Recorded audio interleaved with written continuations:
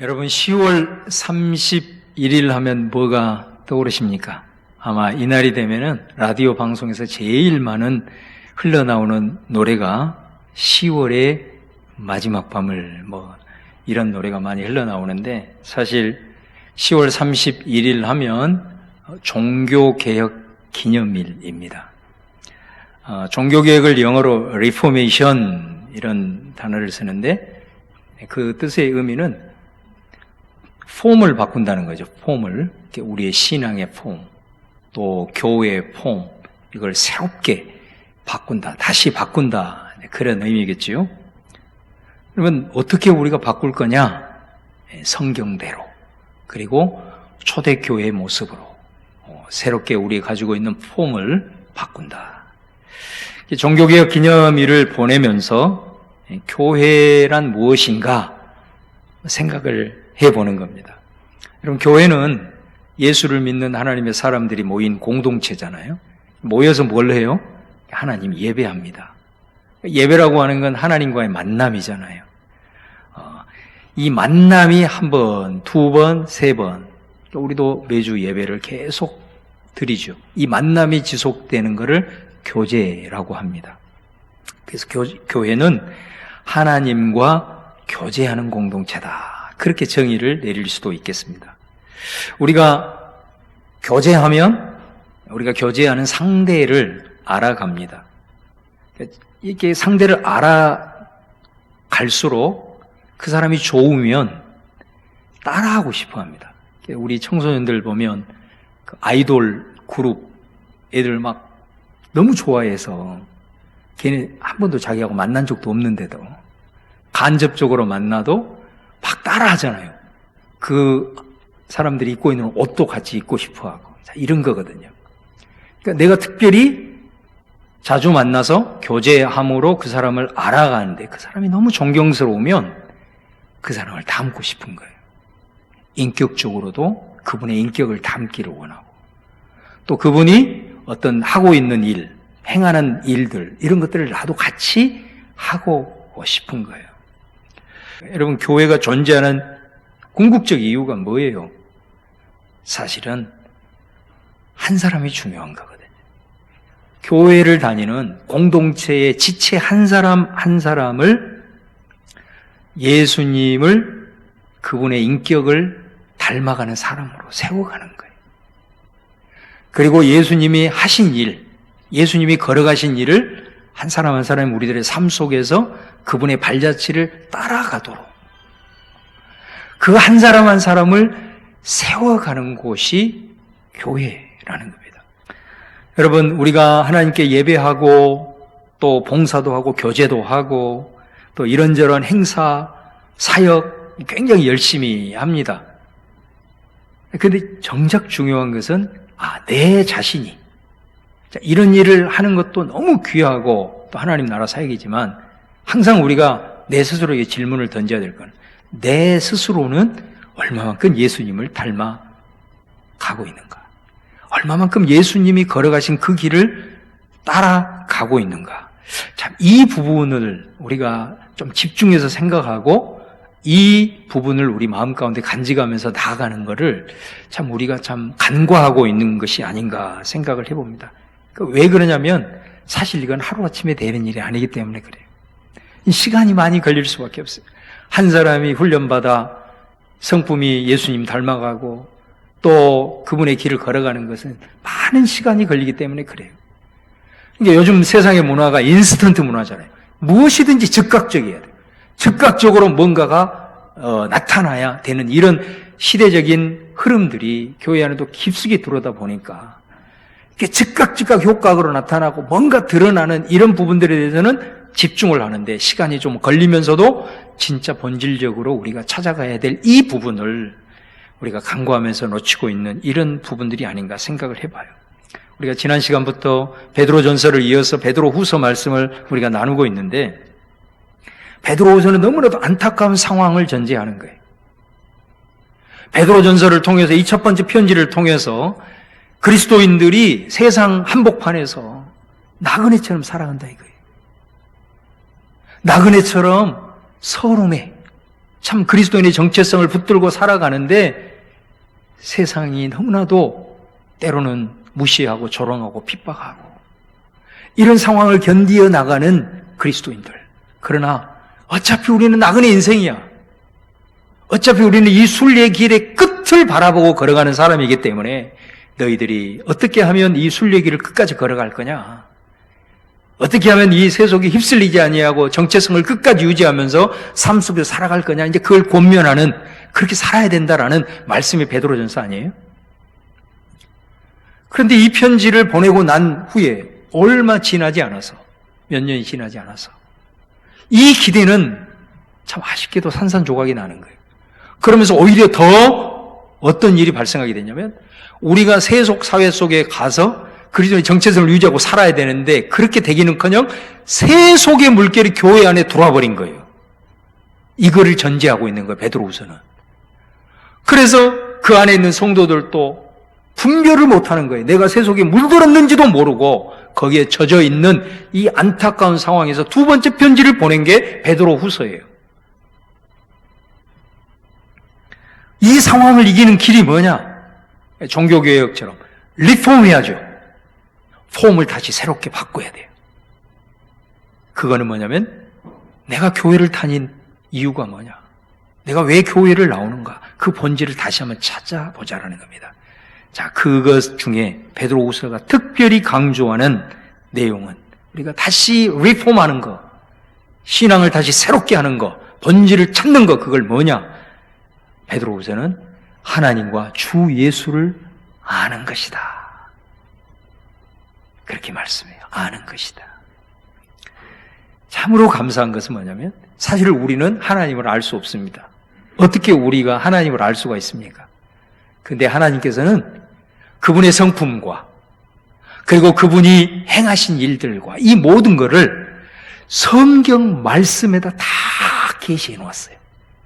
그래서 이 말씀을 통해서 우리가 하나님은 이런 분이구나, 하나님은 이런 일을 행하셨구나, 이거를 알 수 있도록 모든 이들이 다 알 수 있도록 이 말씀을 통해서 그분을 계시해 놓았어요. 그러니까 말씀을 통해서 우리는 하나님을 알 수가 있는 거예요. 반대로 말씀이 가지고는 하나님을 알 길이 없는 거예요. 여러분, 우리가 아는 만큼 분별도 하는 겁니다. 아는 만큼 닮아갈 수도 있는 겁니다. 내가 때로는 살아가면서 막 세속화가 됐어요. 말씀을 알아야 내가 세속화가 됐는지도 아는 거예요. 말씀을 알지 못하면 젖어들어도 내가 뭐를 잘못된 길을 걸어가는지도 몰라요. 말씀을 알면 어느 순간에는 내가 너무 비껴갔구나, 내가 너무 세속의 한복판으로 와버렸구나, 우리 교회 안에 이런 세속적인 물결들이 들어오고 있구나, 이걸 알 수 있단 말이에요. 그걸 알아야 돌이킬 수 있고 새롭게 알 수 있고 또 그것을 통해서 주님은 이렇게 살지 않았는데 우리가 주님 닮아가야 되는데 하면서 그 주님을 닮아간 새로운 결단도 할 수 있다라는 거죠. 그래서 여러분, 제가 누누이 여러분 앞에 기가 닳도록 강단에서 선포하는 메시지가 뭐예요? 성경 공부하세요. 그 말하잖아요. 이것이 아니면 길이 없어요, 여러분. 신앙생활하는 연우는 아무 의미 없습니다. 얼마만큼 내가 성경을 공부하느냐, 이게 출발점입니다. 그래서 하나님이 어떤 분인가, 하나님이 어떤 일을 행해야 되는가 반복적으로 교육을 받아야 그 다음 출발을 할 수 있는 거거든요. 여러분, 우리가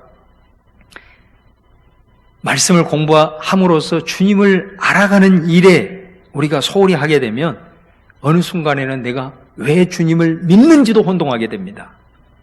여러분, 우리가 주님을 찾죠. 주님을 간절히 찾을 때 그때가 여러분 언제입니까? 한번 대답을 해보세요.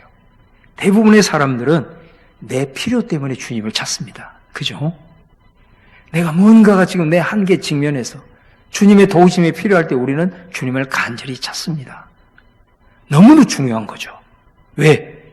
나는 한계를 지닌 존재고 주님은 전능하신 내 아버지가 되기 때문에 주님을 의지하는 자는 반드시 주님을 내 필요가 있을 때 찾고 또 찾아야 됩니다.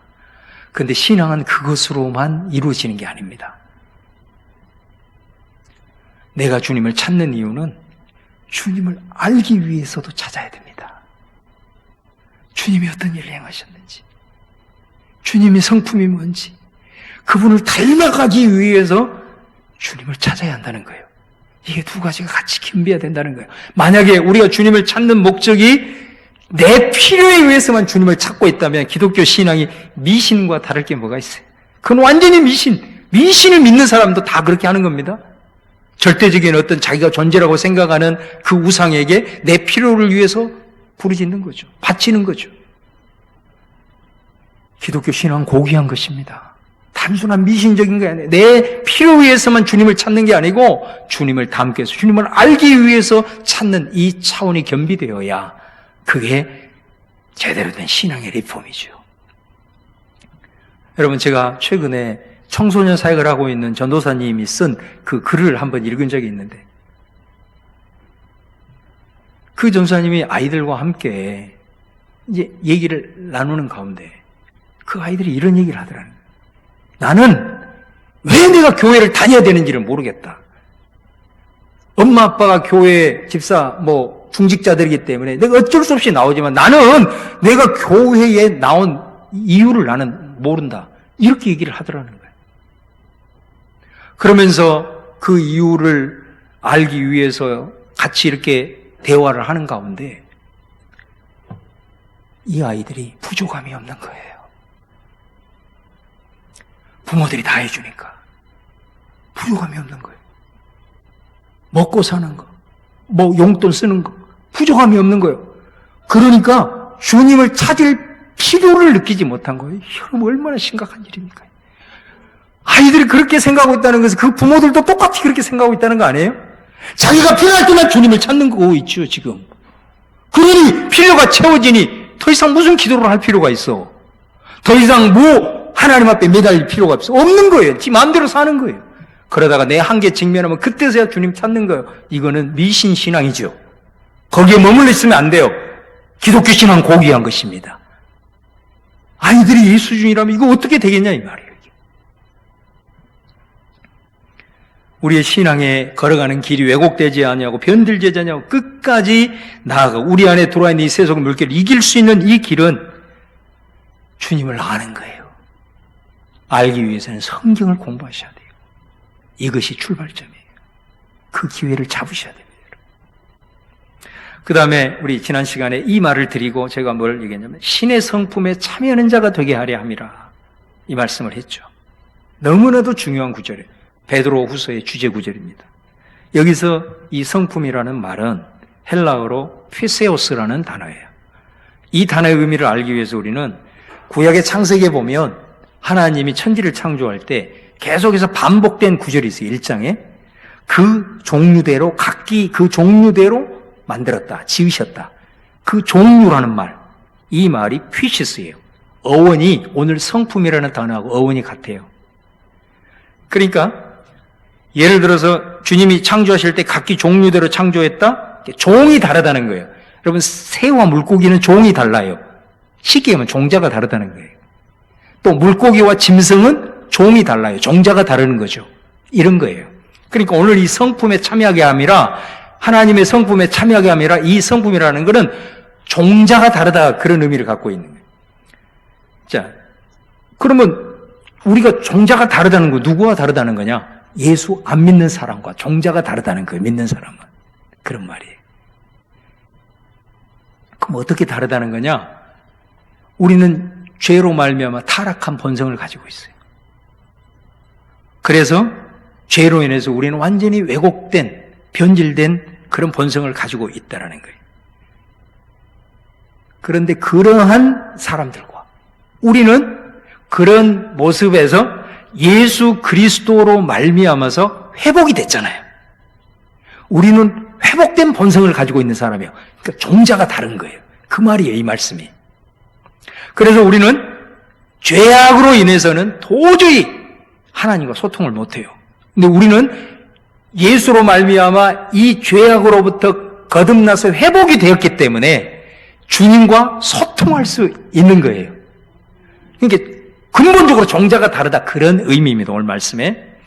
그래서 여러분, 지난 우리 지난 시간에 1절에 4절 말씀드린 대로 하나님께서 그 신기한 능력으로 생명과 경건에 속한 것을 우리에게 주셨다라고 말씀해요. 그리스도인들은 이미 그걸 받았다라는 겁니다. 그렇기 때문에 생명을 누릴 수 있는 거예요. 생명이신 하나님을 찾을 수 있고, 그리고 그것을 통해서 주님의 생명을 받아가지고 주님과 소통하면서 생명을 받아서 경건에 속한 삶을 살아갈 수 있는 거예요. 경건, 그리스도를 닮아가는 삶을 살아갈 수 있는 능력, 그 영적인 DNA가 믿지 않는 사람들과는 다르게 그리스도인들에게는 있다 이 말이에요. 그래서 종자가 다르다, 그런 표현이 이 성품이라는 말이. 그래서 여러분, 그 말씀에 참여라는, 이 신의 성품에 참여한다, 이 참여라는 것도 헬라어로 코이노니아예요. 교제한다, 친밀하다, 그런 말이거든요. 여러분, 우리가 일반적으로 어떨 때 친밀하다고 하죠? 우리가 여기 많은 분들이 함께 모였지만 10년을 같이 다녀도 안 친할 수 있습니다. 그런데 교회 다닌 지 얼마 안 됐는데 같이 팀이 되어가지고 단기 선교를 갔어요. 그래서 한 1주, 2주일 동안 같이 밥 먹고 같이 자고 이러면 어때요? 10년 다닌 사람보다 그 일주일로 인하여 더 친해집니다. 그 말은 무슨 말이냐면 친밀하다는 것은 사실은 1대1인 거예요. 소그룹, 대그룹보다는 소그룹, 소그룹보다는 1대1. 그래서 1대1로 내가 뭔가를 내 깊은 속에 나누면 그 사람이 공감해주고 그걸 받아주고 이러면서 1대1 관계가 되면 그 사람이 아주 친해지는 거예요. 여러분, 우리가 하나님과 교제하게 함이라, 하나님 신의 성품에 참여하게 함이라, 그 말씀 참여한다는 의미 속에는 하나님과 친밀한, 이거는 뭐냐면 1대1을 말하는 거예요. 그래서 우리가 하는 일종의 영적인 행위들이 있잖아요. 자, 말씀이다 그러면 이 친밀함을 위한 1대1은 뭐로 되느냐? 말씀 묵상하는 거예요. 설교 듣는 거하고는 틀려요, 이거는. 설교는 이건 다 듣잖아요?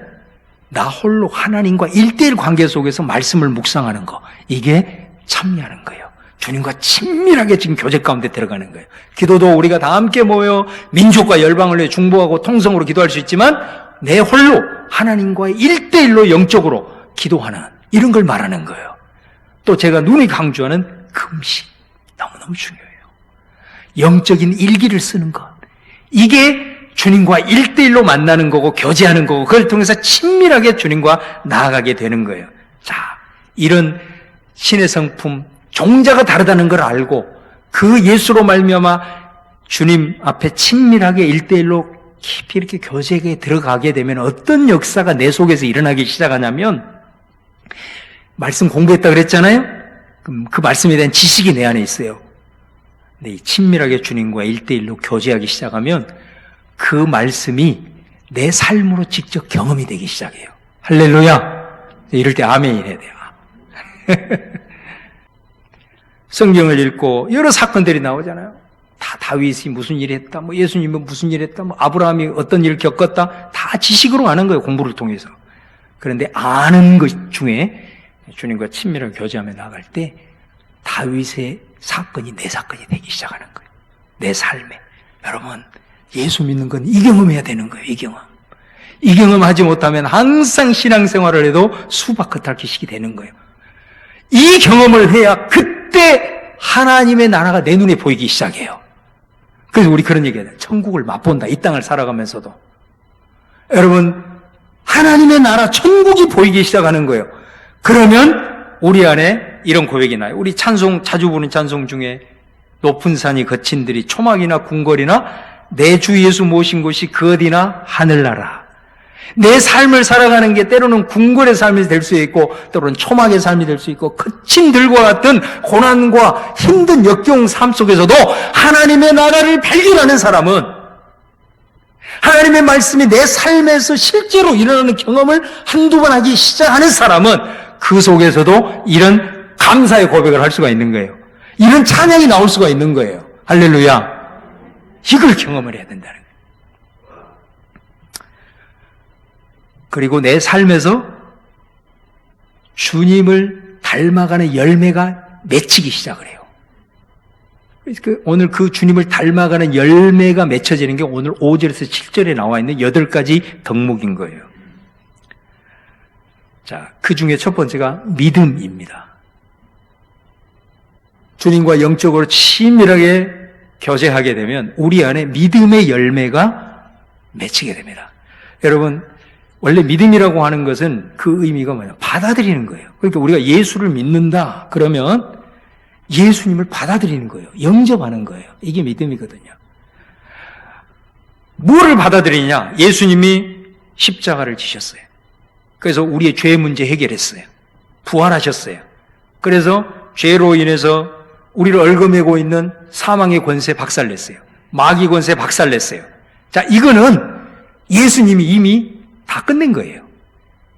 이건 이미 다 끝낸 거예요, 이거. 그래서 우리가 죄 문제 해결한 거 아닙니다. 우리가 마귀 사탄을 이길 수 있는 게 아닙니다.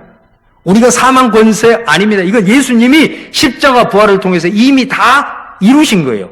그 이루신 사실을 받아들이는 것이 믿음이에요. 굉장히 수동적인 것 같죠? 아니에요. 이 받아들이는 것, 이 받아들이면 그때부터 능력이 나타나요. 죄에 대해서 자유하기 시작하고 마귀 권세를 물리칠 수 있는 권세가 나타나기 시작해, 내 안에. 이런 겁니다, 이런 거. 여러분, 저와 여러분은 예수님을 다 영접한 줄로 믿습니다. 예수님 다 받아들이셨잖아요. 자, 받아들였어요. 이게 믿음이에요. 그러면 예수님을 믿는 우리가 아까 말씀했잖아요. 신의 성품에 참여한다. 다시 말하면 영적인 행위들, 그걸 통해서 1대1로 주님과 친밀하게 교제를 하게 되면 이제 믿어지기 시작하는 거예요. 전에는 모든 게 다 의심. 이게 믿어지기 시작하는 거예요. 주님을 믿는 사람들의 영적 DNA 역사가 나타나는 거예요. 전에는 성경을 보아도 모든 게 과학적이고 이성적인 사고를 가지고 있어가지고 도저히 안 믿어지는 거예요. 어떻게 아브라함이 자기 아들을 하나님을 위해 제단에 바칠 수 있는가? 이런 비상식적인, 이런 게 성경이 기록되어 있다니 안 믿어진 거예요, 지금까지는. 예수를 믿었어도.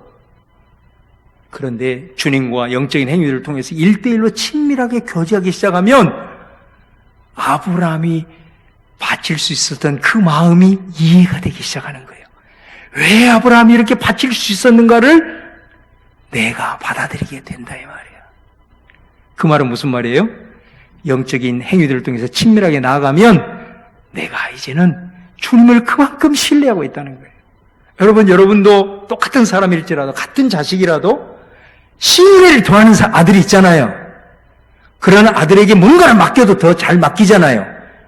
내가 주님을 그만큼 이제 신뢰하고 있는 거야.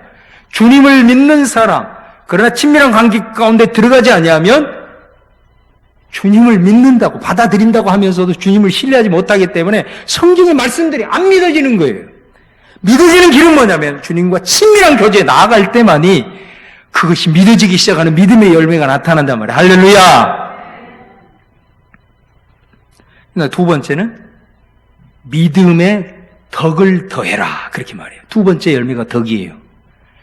여러분, 이 덕이라고 하는 것은 뭐냐면 1장 3절에 보면 하나님이 그 신기한 능력으로 아까 경건과 생명에 속한 모든 것을 우리에게 주셨으니 이는 자기의 영광과 덕으로서 우리를 부르셨다. 하나님이 우리를 부르셨는 것은 그분의 덕으로 우리를 부르셨대요. 이 말이에요. 아주 중요한 말이에요. 덕. 그러니까 이 덕이라고 하는 말은 무슨 말이냐면 하나님이 그분의 능력으로 우리에게 생명에 또 경건에 속한 것들을 이미 주셨어요. 그러면 이미 주셨기 때문에 우리는 그런 삶을 살아갈 수 있어요. 생명의 역사를 살아갈 수 있고 경건한 삶을 살아갈 수가 있어요. 그런데 만약에 우리가 그렇게 하나님 앞에 부르심을 받았는데 우리들의 삶이 생명과는 별로 상관이 없이 사는 거야. 막 사망에 눌려서 사는 거야. 염려, 근심 막 안고 사는 거야. 그리고 경건과는 상관없이 사는 거야. 아주 불경건하게 사는 거야. 그럼 이렇게 살게 되면 어떻게 된다고요? 주님의 덕이 훼손당하는 거예요. 그 말이에요, 이 말이. 우리 여러분, 저도 그런 기억이 있는데, 우리 자녀들이 막 못된 짓을 하잖아요? 그러면 그 엄마가 그 아이들 데리고 그 잘못한 찾아가잖아요. 집을 찾아가서 뭐라고 얘기합니까? 우리 아들 용서해 주세요. 그러면서 한마디 하시죠. 엄마들이 꼭 제가 덕이 없어서 그래요. 덕이. 그런 경험 해보셨어요? 우리 자녀들이 다 효자인 모양이네. 제가 덕이 없어서 그런 말 하잖아요. 부모의 덕이 훼손된 거예요. 그러니까 하나님께서 우리를 이 덕으로 부르셨어요. 그 말은 우리가 그렇게 부르셨음에도 불구하고 우리가 불경건하게 살고 생명으로 살지 못하게 되면 우리를 부르신 하나님의 덕이 훼손이 되는 거예요. 그렇기 때문에 하나님 어떻게 하시겠어요? 절대로 우리를 그렇게 내버려 두지 않으세요. 우리로 하여금 끝까지 생명을 누릴 수 있도록 그런 경건의 삶을 살 수 있도록 하나님이 우리를 끝까지 붙들어 주신다는 거예요. 하나님의 책임이 여기에 담겨 있는 거예요. 어쩌든 하나님은 우리로 하여금 그 삶을 살아갈 수 있도록 자신의 영광과 덕을 위해서 끝까지 부르신 자들을 책임지신다. 할렐루야. 그래서 이 주님의 덕, 나를 향한 그 덕을 내가 주님과의 관계 속에서 막 경험하잖아요. 그러면 나도 덕 있는 사람이 되는 거예요. 그래서 이 덕을 이제 사람과의 관계 속에서 실천하게 되는 거예요. 여러분, 덕 있는 사람, 어떤 사람일까요? 우리 하나님처럼 사람을 세워주는 일을 하는 거예요. 이게 덕 있는 사람이에요. 여러분, 그래서 오늘 믿음 위에 덕을 더하라 그랬잖아요. 어떤 사람은 믿음이 엄청나게 좋아요. 우리가 봤을 때도 와, 저런 믿음 갖고 싶다. 어떻게 저런 믿음을 가질 수가 있지 하면서 우리가 부러워해요. 근데 그렇게 믿음 좋은 사람이 믿음에 덕을 더하지 않으면 어떻게 될까요? 그 믿음 가지고 사람 상처 주는 일을 하는 거예요. 자기 가지고 있는 믿음의 수준으로 막 사람들을 판단하는 거예요. 왜 믿음의 경지에 오르지 못하냐면서 용납도 못 해주는 거예요. 참지도 못하는 거예요. 그러니 믿음이 충만한데 하는 사람들을 보면은 사람 상처만 주는 거예요. 사도 바울이 고린도전서 8장에 덕을 세운다라는 것은 집을 지을 때 벽돌을 하나씩 돌을 이렇게 쌓는다 그런 의미거든요. 교회를 세운다라는 것은 내 행동 하나하나를 통해서 교회 벽돌 하나하나를 세우는, 집 세우는 거예요. 근데 덕을 세우지 못하면 어떻게 되는 거예요? 쌓아놓은 벽돌을 하나씩 던져버리는 행위거든요. 여러분, 교회에서 덕을 세운다, 믿음 위에 덕을 세운다, 이 말은 사람들을 세워가는 거예요. 그러기 위해서는 여러분, 하나님의 그 마음이 있어야 되겠죠. 용납할 수 있는 넉넉함이 있어야 돼요. 기다려줄 수 있는 인내가 있어야 돼요. 그리고 사람들을 인격적으로 대해야 돼요. 배려할 줄 알아야 돼요. 함부로 대하면 안 돼요. 상대방의 시선을 의식할 수 있는 그런 마음이 있어야 돼요. 이래야 사람들 세요. 그리고 이끌어줘야 돼요. 이게 다 덕 있는 거예요. 믿음의 덕을 내요. 그래서 제가 이 말씀을 연구하면서 어떤 주석책을 보니까 믿음이 기초고 믿음의 첫 단계를 떼는 거는 덕이다 그랬어요. 근데 이 덕이 없으면 거기서 뭐라고 표현하냐면 신앙의 유급자다. 우리 공부하다가 성적 못 받으면 유급당하잖아요. 다시 해야 돼요. 도람이 타버린 거예요. 거기서 점핑을 해야 되는데 못 하는 거예요. 여러분, 그래서 이 믿음 그 위에 덕을 세워가는 것, 이것이 얼마나 중요하냐. 주님과의 친밀한 영적인 행위들을 통해서 그 주님과의 교제 가운데 나아갈 때 우리 안에 이 믿음의 열매가, 그리고 믿음의 덕을 더하는 그런 열매를 통해서 몸된 교회가 세워지고 또 우리 안에 하나님의 은혜가 흘러가는 그런 역사들이 일어난다는 것입니다. 오늘 주신 말씀 기억하면서 우리 성민교회가 그런 아름다운 주님을 닮아가는 성도들이 한 사람 한 사람 세워지는 그런 은혜가 있기를 간절히 주님의 이름으로 축원합니다.